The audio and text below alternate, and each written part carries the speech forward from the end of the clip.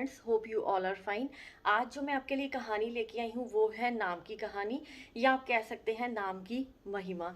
तो लेकिन कहानी शुरू करने से पहले please press on bell icon and subscribe my channel, ताकि मैं कोई भी अपनी कहानी अपलोड करूँ आपको उसका ऑटोमेटिक नोटिफिकेशन मिल जाए। तो चलिए शुरू करते हैं आज की कहानी, नाम की कहानी।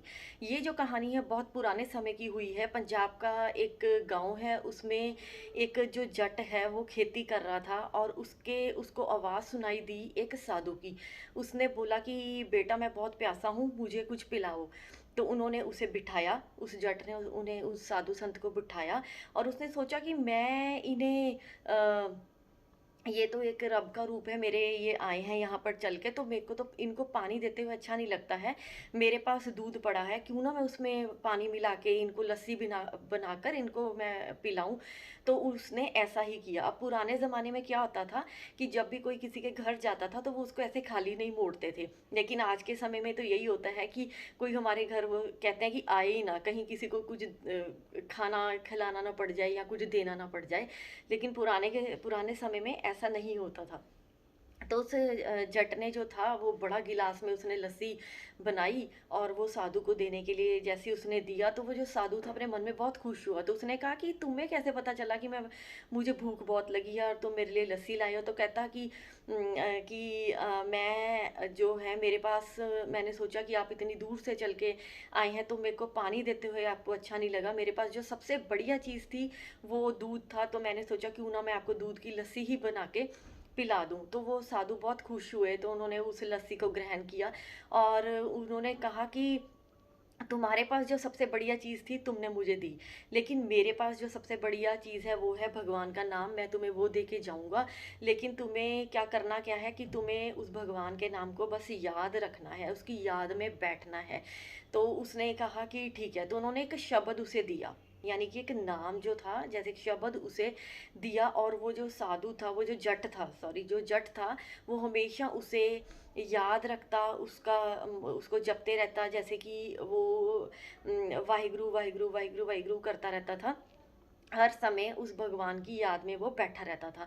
तो एक दिन तो क्या हुआ कि ऐसा करने से कुछ समय के बाद ही उसके अंदर बदलाव आना शुरू हो गया। उसके अंदर उसकी सोच बदल गई, उसकी ताकत अंदर की बढ़ गई और उसकी वाक सिद्धि और उसकी वाक सिद्धि अच्छी हो गई। वाक सिद्धि का मतलब होता है कि जो भी वो बोलता था वो पूरा हो जाता था। अब क्या हुआ कि इसकी इस वाक सिद्धि के बारे में लोगों को गांव में, आसपास के गांव में बहुत दूर दूर तक पता चलने लग गया और लोगों की वहां लंबी कतारें लगनी शुरू हो गई। और वो जो उस जट को वो साधु का रूप मानते थे और उनको वो बाबा जी कहने के लिए वो कह के बुलाते थे। अब वो जो जट था वो जट से अब जोगी बन गया था, एक रब का रूप बन गया था। अब वो किसी के भी सिर के ऊपर हाथ रखता तो वो ठीक हो जाता, कुछ मुंह से वचन करता तो वो ठीक हो जाते, वैसा ही वो वचन उनके पूरे हो जाते। तो एक दिन क्या हुआ, उसका इस जट की ये जो सबके बारे में, इसके बारे में सबको पता चल गया। तो उसके दर्शन करने के लिए एक निर्मला संत हुए हैं, जिनका नाम पंडित ईश्वर सिंह हुआ है। वो उस जट के दर्शन करने के लिए वहाँ पर पहुँचे।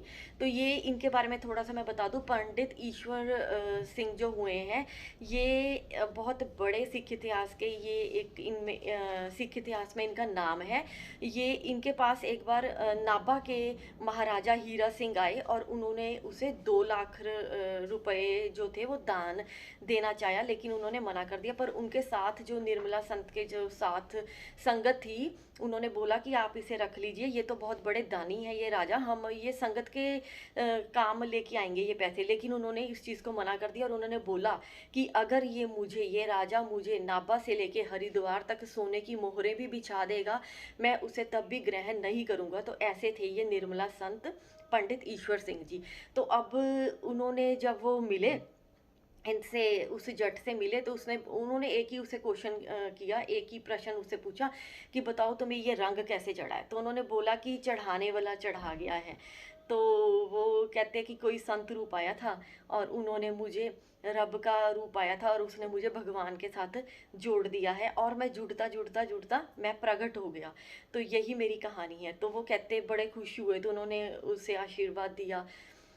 तो ये थी नाम की कहानी। और मैं आपको यहाँ पर ये भी कहना चाहती हूँ कि जब मैं छोटी होती थी ना, तो हम लोग टीवी में रामायण देखते होते थे। रामायण में क्या, मैंने एक सीन था उसमें कि जब राम जी जो थे सीता जी को बचाने के लिए जा रहे थे, तो उस पत्थर के ऊपर हनुमान जी ने राम लिखा और वो पत्थर तैरने लग गया। तब तो मुझे इतनी समझ नहीं थी कि ये कैसे हो सकता है कि नाम लिखने से पत्थर तैर गए। लेकिन हाँ, आज मुझे ये ज्ञान हुआ है, आज मुझे ये समझ आई है कि नाम में कितनी ताकत है, कितनी शक्ति है, कि जो एक पत्थर को भी वो तैरा सकती है। तो ये है नाम की महिमा। इस होली, जैसे कि होली हमारा कल त्योहार है, हम सब होली मनाएंगे, तो उसमें भगवान से यही मांगिए कि हे प्रभु, इस होली के पर्व के ऊपर हमें अपना रंग चढ़ा दीजिए, और ये नाम हमारा ये जो नाम का रंग है हमारे ऊपर ये चढ़ जाए, और हम हमेशा भगवान के साथ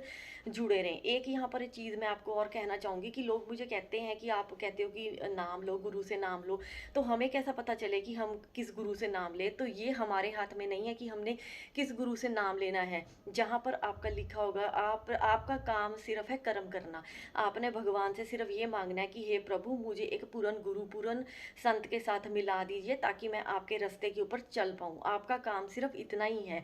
मेन जो काम है वो गुरु का है। गुरु ही अपने पास आपको ऐसी एक किसी दिन खींच डालेगा, और वो खुद ही आप उस गुरु के पास पहुंच जाएंगे। और जब उससे आप नाम लेंगे, तो उस नाम का रंग आपके ऊपर चढ़ना शुरू हो जाएगा।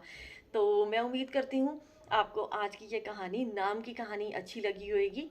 Thank you. Take care.